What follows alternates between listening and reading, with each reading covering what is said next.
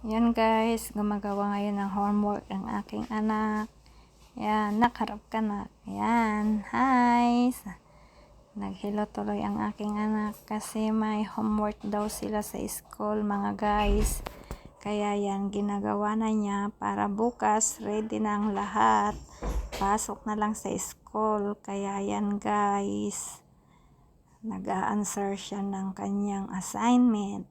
Yan.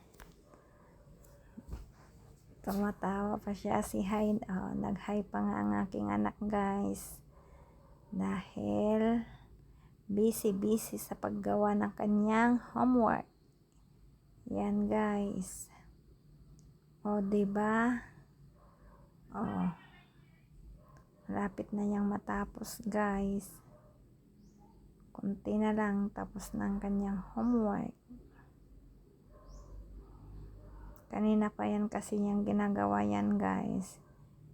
Yan daw yung kanyang homework sa school. Yan guys, nag-ano na siya ng kanyang homework.